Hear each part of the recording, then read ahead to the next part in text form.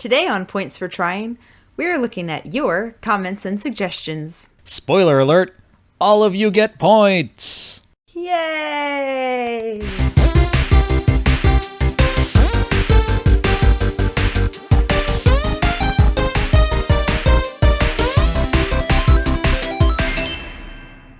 Hey everyone, welcome back to Points for Tryin. I'm Brandon. And I'm Jessica. And together, we celebrate ideas and inventions that weren't successful, but are still worth remembering. Today we're having a little fireside chat looking at some listener mail. That's comments, corrections, and suggestions. And again, thank you to everybody that wrote in so far, and if you'd like to write in, you can either comment on wherever you're listening to this right now, or send us an email at pointsfortryinchannel@gmail.com. We're official. We have an email. We have a Gmail. I thought it'd be fun to look at some inventions that were submitted by some listeners and ones that are fun but really aren't worth devoting an entire episode to, so we're calling this Partial Credit. And the first one I really like, and it can really be summed up well by its name, the 50 caliber Mousetrap. I wonder what it could be. It's probably exactly what you're picturing. It was patented in 1882, and it is literally a handgun pointed at a mouse. It's literally a little board supporting a handgun, 50 caliber, I'm guessing, with a little paddle that the mouse would step on and push the trigger in. So, number one, that's terrifying. What if you accidentally walk in front of it? Number one rule of gun safety, treat every weapon as though it's loaded. And in this case it is, actually. Also, do you remember the game Mousetrap from when we were kids? Yes. I think it would be just as effective as shooting a mouse with a gun. Just Jessica's thoughts on this. Yeah, I feel like I need to nitpick right now because it's not so much a mouse trap as it is a mouse obliterator. Mouse execution. If this thing goes off, you're no longer going to have a mouse anywhere near you. This is almost the definition of overkill. Literally. But this does have a U.S. patent, so there you go. If you can build a better mousetrap, call this guy. Well, they did build a better mousetrap, according to this popular mechanics article that you have here. 12 years later, the mousetrap as we know it was designed by a William C. Hooker. So he saw this patent for the 50 caliber mousetrap and said, I think I can make it a little safer, guys. Let's just risk pinching your fingers. Also, I'm not going to tell that first guy because he's very careless with guns. Oh, goodness. I just have one final thought, and to me, this seems like it was purposefully designed to get around gun control laws. Like, this is one of those, well, you can't buy a revolver in this state, but you can sell mousetraps, and then you're, like, intended to just pull the gun off of the mount and use it as a gun. I don't think that's its actual purpose, because it was made in the 1800s, but that looks like what it is. Well, yeah, I was going to say, I don't think anyone was having gun control law debates in 1882. Maybe they were. I wasn't there. It looks so hastily made that it could be just one of those like, well, I'm not allowed to sell guns anymore, but this isn't a gun. I can't figure out, based on this drawing, how the mouse is supposed to activate the hammer falling down. I'm sure it's probably like kicked a stick out of the way and then the hammer fell, or pulled a string and the hammer fell, or tried to run away with a piece of cheese and the hammer fell. But I don't know. Based on this, I can't see how that happens. Well, I'm going to guess that we've both put more thought into this than the inventor did, but it looks like, yeah, there's some sort of lever that the mouse pushes or lifts up when he's going for the cheese. When he's done with this world. It does say it was for animals which burrow in the ground and can be destroyed. Let me tell you, if you have ever had moles or voles in your backyard, I kind of wish I had had this in my last house. Those things will destroy your yard. We can't overlook one of the features. It also sounds an alarm when it quote-unquote catches a mouse. Is the alarm a gunshot? Yes, it is. So thank you to John for submitting the 50 caliber mousetrap. And I'm assuming there are no mice within a 3-block radius of your house. Mike submitted an invention called the Davy Crockett Man-Portable Nuclear Weapon. And this is also pretty aptly named. It is just a bazooka that shoots a tiny nuke. One of the smallest nukes ever made. That's right, with a yield of 20 tons of TNT. And for some context, nuclear bombs are usually measured in kilotons or megatons. So this is a pretty small nuclear weapon, which it's kind of what it's going for because it's small enough to be carried around. And small enough to steal. Yeah, this was made in the 60s, I'm guessing before real talks about nuclear proliferation. But just imagine a world where you can literally fit a nuclear bomb in your backpack. I gotta say, it looks like a normal bazooka that goes on a tripod, has a little thing at the end that shoots off. But the nuke at the end looks like a Bugs Bunny cartoons version of a bomb. It's like a little football shape, and it's got the 4 fins on the back. I think it's adorable. It actually looks like I'm picturing a 1960s cartoon punching bag. Oh, yeah, like one of those speed bags. Yes, a speed bag. Yeah, don't punch these. Good lord, don't punch these. So according to Wikipedia, 2,100 of these were actually made. Good lord. Tested between 1962 and 1968, and was actually deployed with U.S. Army forces from 61 to 71. So again, this is one of our other inventions where it's not that it didn't work, it just didn't take off. It did. I would say almost in this case, at least in my opinion, it's not that it didn't work, it's that it shouldn't exist. I don't think we need tiny nukes just all over the place. I don't know. I think it would solve my vole problem in the backyard. We already have the handgun for that. Maybe if a 50 caliber gun is for mice, voles and hedgehogs and possums, you might need a tactical nuke for that. So yeah. Groundhogs, we might have to get a bigger nuke. Yeah, for groundhogs, we're going to have to use an H-bomb. Aw, I like the groundhog in my backyard. He doesn't eat up my ground as much as the voles did, so we have a relationship where he stays away. It's mutually assured destruction. He knows that you could nuke him, and you know that he could eat your entire yard.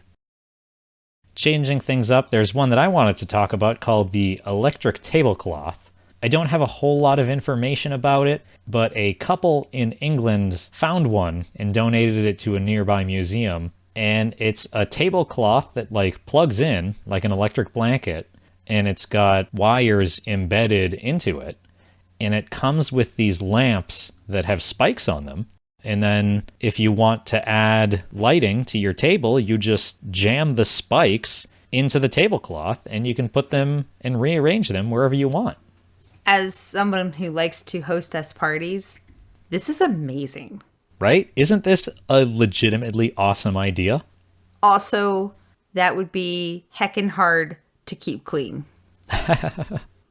Yes, in the article that described it, it was described as lethal if liquid were spilled on it. I love it. I absolutely love, in the 60s, everything was space. Yeah. But in the turn of the century, everything was electricity. Right? It's got this very vintage design to it. I love it. I think this could take off if you replaced it with those charging mats for phones and all of the lights were those like wireless things. So there's no more like stabbing the lamp into the felt, and it could be waterproof. Yeah, you could have a waterproof cover over top, and then you could have another thin tablecloth that would actually be washable. So when someone inevitably spills juice on it, they can wash it and not have it stain. And then if we had that wireless charging thing, all the dinner guests could charge their phones right on the tablecloth. Which could be very beneficial. Yeah. So shout out to whatever anonymous Edwardian inventor made this. And if there's any electrical engineers listening that want to run with that whole tablecloth charging idea, go for it. We're not going to patent that one. Not this time. Let's look back on some of our older episodes. Do you remember episode 2 when we talked about the propeller cars and trains? Do I ever? I loved that one. I still remember and I still want to ride an airboat on the ice, but what if I told you that somebody actually made a snowmobile that was air-powered? I would say story checks out. And if you had to guess what country it was invented in?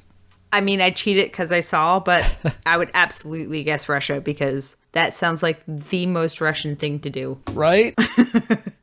So the Tupolev A3 Aero Sledge is technically also a boat, but it's powered by a propeller on the back, and it's made to travel over the water and over the ice, and it is pretty much a air-powered snowmobile, and it looks so goddamn cool.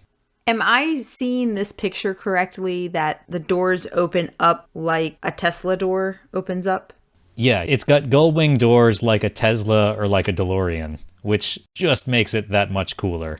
It's this fully enclosed stainless steel boat. It's got one of those big airboat-style propellers. It's about the size of an airboat. You know, it can fit like 1 or 2 people in it.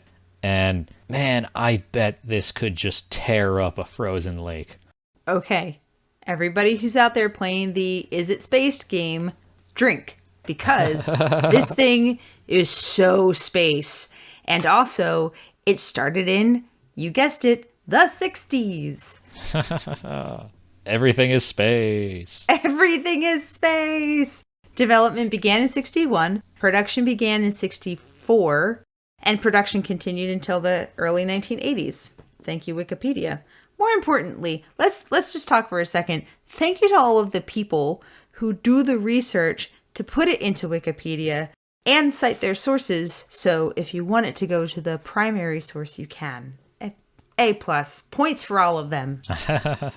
Points for all librarians out there. Thank you so much. Thank you, librarians.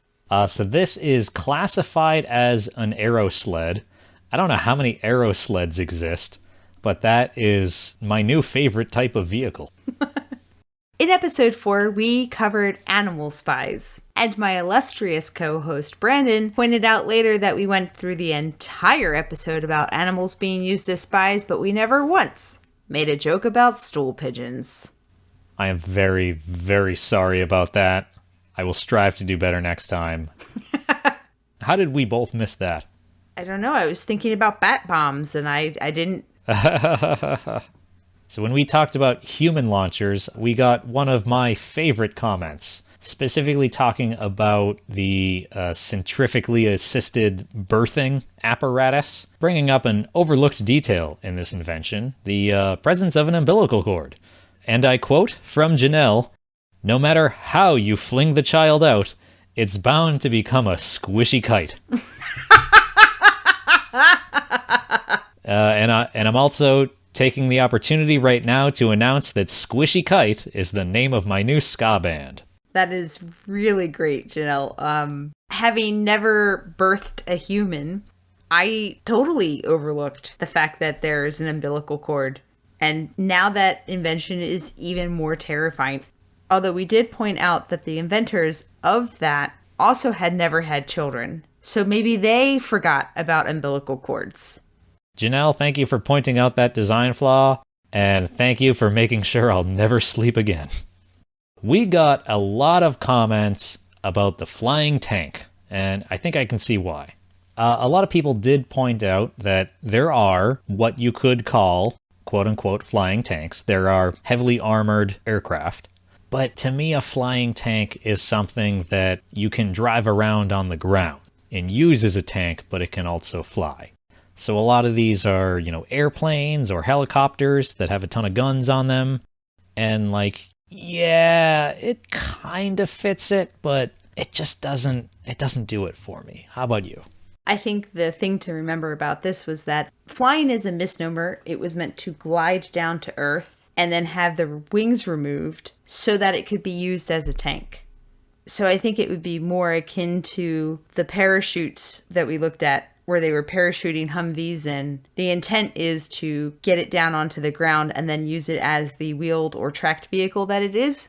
So yes, there are definitely very heavily armored aircraft, but I don't think it quite meets the intent of getting your tank plus your crew behind enemy lines in a glide pattern. I just don't think it does it for me. Maybe sometime we could talk about inventions that were quite successful, and we can talk about heavily armored aircraft where they overcome one of those challenges. Would that just be points for doing? That's our next podcast. Yeah. I think in that episode you mentioned that making a submarine fly would probably be easier than making an airplane go underwater. Yes, because you've already got the water tightness rather than trying to take a not watertight airplane and making it able to stand up to the pressure of being underwater. So Michael wrote in with a really good point to ponder. There's more airplanes in the ocean than submarines in the sky. You're not wrong. You're very not wrong. He's 100% right on that. But if they're on the ocean, they're still functional. And if they're in the ocean, then it proves my point about it not being waterproof. Yeah. On our most recent episode, we talked about water-powered inventions. And there was one that we should have mentioned, water-powered fire alarms, or the water gong. So I will let Brandon explain how a water gong works. Right, so this one is actually still in use. And you might be able to find these if you walk around the outside of a building. But essentially, it's connected to the sprinkler system of a building. And if the sprinkler system activates, water is flowing through that pipe. And the kind of motor that we talked about in the episode that spins if water is going through it is powering a bell, which is the fire alarm. And actually, just yesterday, I was walking around and I saw one on a building. That is pretty neat. I always picture elementary schools, like the outside of an elementary school, when I see those types of alarms. Oh, yeah, yeah. So these are actually being phased out because modern fire alarm systems can directly dial to the fire department. And this kind of has a pretty specific weakness. Do you think you might be able to figure out what it is? It doesn't dial the fire department? Yeah, you have to be standing next to it to hear it. So there have been cases where a warehouse caught fire on a weekend when nobody was there. Burns down? Yep. Well, the alarm went off. The alarm worked like gangbusters. But if nobody's there, it's not really going to do any good. So it basically rang and rang and rang until the building burned down. If an alarm goes off in a woods and nobody's there to hear it, did it make a sound? This wasn't a correction to any of the episodes, but we did have one person write in, my father, who said that his favorite part are our fake commercials, of which we don't have any this week. So sorry, Dad. Tune in for the next episode. And that's because today's episode is brought to you by all of our amazing listeners. If you like what we do, subscribe. Smash that subscribe button. Oh, God. Thank you so much for listening. It means a lot to both of us. And we're so glad that we can share all of these weird, wacky inventions with you all. Which brings us to a question I have. Jessica, what was your favorite invention from season 1? Bat bombs. The bat bombs? I love bats. And I just thought it was a really unique way. I mean, okay, it was very sad they died. I understand. But creative, I gotta say, that was my favorite. You know, maybe it's time to further that research and find a peacetime use for bats. They eat mosquitoes. We already have a peacetime use for them. Oh, yeah. I forgot about that. You're right. Well, bats have our Points for Tryin seal of approval. Thank you for eating mosquitoes. Thank you, bats. All right, Brandon, what about you? What's your favorite? Mine still has to be a Acoustic Kitty, when the CIA stuffed some microphones and radio equipment into a cat. I think it's the best example of something that we see a lot, which is the big, important government project that fails because everyone overlooked a small but important detail. Cats are jerks. Exactly. I can just imagine that boardroom when they're going around going like, yep, we've got the radio equipment done. Like, yep, we found the perfect surgeon that can do this. We've got a test site ready to go. And nobody raised their hand and just said, hey, you guys know cats don't follow commands, right? You're not going to be able to tell them what to do. Maybe it would have worked better with dogs, but everyone would have been petting the dog, and then you'd have mic interference. So. Oh, true. Well, I don't know if we have a peacetime use for cats other than destroying my furniture. So we're still working on that. Furniture, clothing, legs, you know. Yeah, so thank you to all of the cats. Thanks, cats. And thank you to everyone who wrote in. Thank you to all of you who've been listening to us over the past season. And we look forward to coming back for season 2. Thank you all. And don't forget, if at first you don't succeed, tell us about it.